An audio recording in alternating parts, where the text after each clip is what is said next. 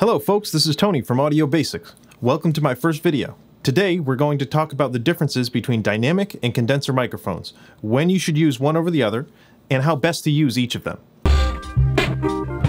First up, let's understand that all microphones are transducers. Google says a transducer is a device that converts variations in a physical quantity, such as pressure or brightness, into an electrical signal, or vice versa. In this case, a microphone takes variations in sound pressure and converts that energy into an electrical signal. Now that we've got that out of the way, let's talk about the differences between these two types of transducers from an electronic standpoint to help you better understand what makes each of them unique. A dynamic mic is a simple circuit. It's basically a coil attached to the mic's diaphragm that moves over a magnet, generating a small electrical signal as it does. This is the same principle by which your car's alternator generates electricity. A magnet is spun by the engine around a coil, and the result is electricity. In this case, the electricity generated is actually your audio signal. You can see from these images that there's a thin membrane that moves when the air hits it, and the attached coil moves as well. Take a listen as I gently push on this mic's diaphragm.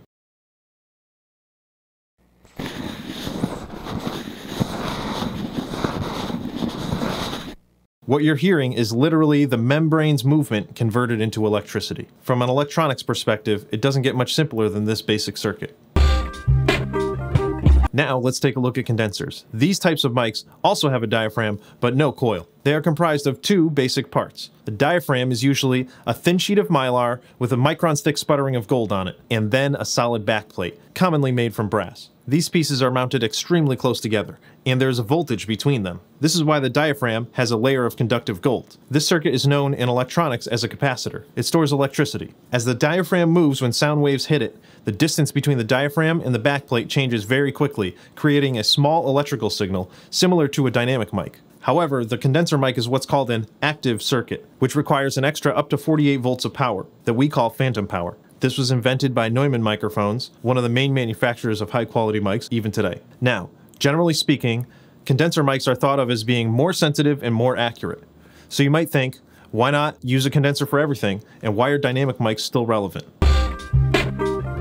Well, the answer is actually quite simple, but requires a little clarification. You see, due to the construction of a condenser capsule, they are more fragile than a dynamic mic. Some dynamics, such as the Shure SM58, can withstand quite a beating for years and years and still work perfectly fine. While there are condensers made specifically for onstage, handheld, or drum use, they are generally not as durable as their dynamic counterparts. This makes stage use a valid point to consider for when you are picking out a mic to use or purchase. The next thing to consider is price. As a generalization, dynamic mics are much cheaper to manufacture than condensers. In the last 10 years plus, however, there has been an explosion of cheap condensers available from all sorts of brands. That being said, you can get a dynamic mic for under $100, up to, say, $500. But while condensers can start under $100 as well, the prices can go up exponentially, as there are so many options up into the thousands of dollars and even beyond. This is due to the precise tolerances and attention to detail that higher-end mic manufacturers put into their higher-end products. So you can get a great dynamic mic for pretty affordable prices, but the ceiling is much higher for condensers. Lastly, let's look at what you're planning on using a mic for. Some typical uses could cover a lot of areas: recording vocals, talking online through Discord, streaming on Twitch or YouTube, miking up an instrument for performance either on stage or recording. In later videos, I plan on diving deeper into where to use specific types of mics, but for today, let's focus on the general difference between these two. Let's look at some examples. I'm going to count to 10 on one dynamic and one condenser mic. The dynamic we'll be using will be the Shure SM7B, and the condenser will be the AKG C414b. I will speak the same distance from each mic, but will adjust the levels for each one so they can be easily compared. First, we have the SM7B. 1, 2, 3, 4, 5, 6, 7, 8, 9, 10. Next, we have the C414b. 1, 2, 3, 4, 5, 6, 7, 8, 9, 10. Okay, so first off, let's address the differences between the two. The dynamic mic was considerably darker sounding, and while the condenser was brighter, it included more room sound. It's worth noting that generally a condenser has a higher output, requiring you to turn it up less. So naturally, the dynamic mic benefits in being less sensitive by only picking up sounds that are closer to it. But the condenser sounds cleaner due to the fact that its higher sensitivity allows it to pick up more nuance.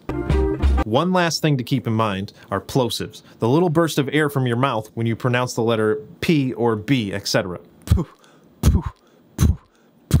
There's a goddamn plosive for you. Many dynamic mics have a pop filter built in, while a condenser may require this in between your mouth and the diaphragm. A pop filter can make a big difference in your voice sounding clean and professional, as opposed to your condenser clipping out because of these bursts of air. Let's dive a little deeper, and here's where your usage may start to define what type of mic you might prefer for your particular application.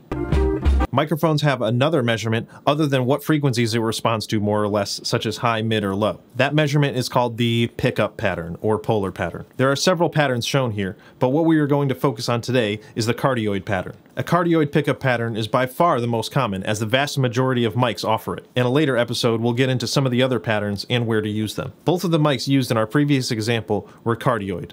Notice how the pattern designates that the microphone has a blank space behind it where it picks up nothing. It may be obvious, but this means that the mic will pick up what it is pointed at more than what it is pointed away from. Next, let's look at how your position on the microphone will change how it sounds. I'm going to talk extremely close and then move farther away as I speak on each mic, starting out with the dynamic first. Let's take a listen. 1, 2, 3, 4, 5, 6, 7, 8, 9, 10. 1, 2, 3, 4, 5, 6, 7, 8, 9, 10. Notice how both mics have a saturated sound when up close, but the dynamic clearly loses fidelity when farther away. How is this pertinent to you? Well, as you can see from my example, the dynamic mic really wants you to be as close as possible, with the mic pointed directly at your source, in this case my mouth. The condenser can be a bit farther away from your source and still get a reasonable amount of clarity and a balanced sound, but due to the sensitivity, it may pick up other things around you. Keyboard clicks as you type, background noise, and even your clothes rustling. As you can see, your source's position on a microphone can make a great deal of difference in how it sounds. Use this to determine where you position your microphone for your purpose. The last thing I want to address is the actual direction your mic is picking up from. There are typically two options, side address and top address. As you may have noticed, one mic I used today I spoke into the top of, while the other I used the side. It's important to make sure that you know the difference when pointing your mic at a source such as an instrument or a voice. If you're using your mic for speaking online, for example, and you have a side address mic pointed at your keyboard while you talk into the top of it, you're going to get more keyboard sound than your actual voice. Angle that mic so it's pointed at your mouth, with perhaps the back pointed at your keyboard, and you will get significantly less keyboard noise and a better overall sound in your voice. Your friends will thank you. Okay, so to recap, we learned that condenser mics are generally more sensitive than dynamic mics and have a higher output. We also learned that dynamic mics will pick up less background noise, but require the sound source to be much closer, generally speaking. I hope that this information helps you to decide what type of microphone to use for your application. Please leave a like and subscribe if this helped you. Leave a comment if you have any ideas for audio-related videos you'd like to see. I'll also answer any audio-centric questions you may have here or on Instagram. Thanks, and sound good.